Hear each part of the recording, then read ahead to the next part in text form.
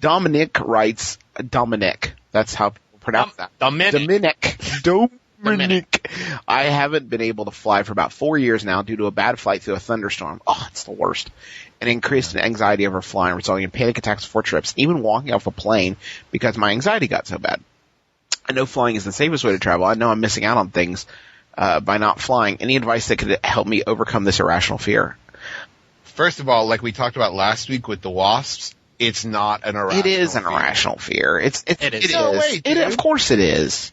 Now this is a serious thing. When I fly, I think it's the most unnatural feeling I have ever had. It is unnatural, but that's why it's so awesome. Like, whenever I'm flying on a plane, all I can do is marvel. Like, I am, like, good.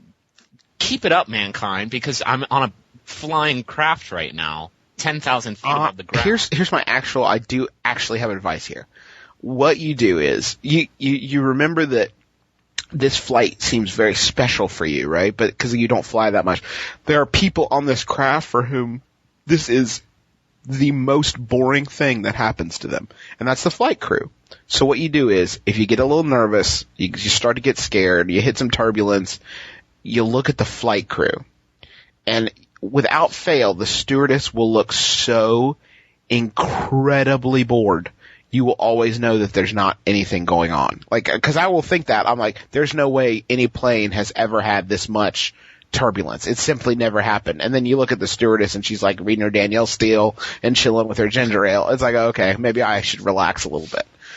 And you know what personally always makes me feel better is looking around and realizing there's like 50 other lives in this place that all have their own concerns and own problems. And it's like, well, this isn't just happening to me and I'm not the only one going through this. And for some reason that usually helps me calm down. Just knowing that for this like 2 hours, 4 hour, 6 hour flight, my life is connected to all these 60 strangers, and by that point I fall asleep. Another thing you can do is, do you guys remember when you were younger and you would go like on a first date with somebody and you'd be in the movie theater and it would take you like the entire 2 hour movie to get up the courage to like hold their hand, and so the entire time like your hand is kind of slowly creeping over theirs and it's all exciting and scary.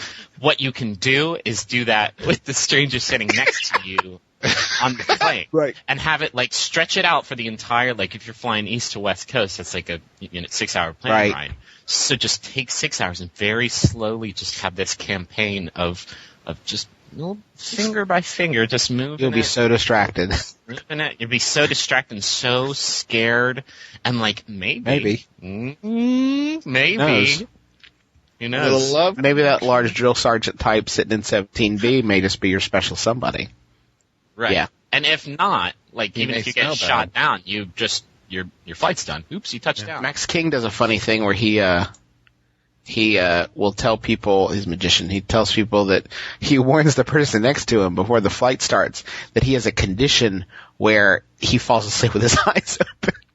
So like 20 minutes into the flight, he'll pretend that that he was falling asleep, and he'll just stone stare at the person in the seat next to him. If you can pull that off, I guarantee you're not going to be thinking about your fear of flight. Mm-hmm.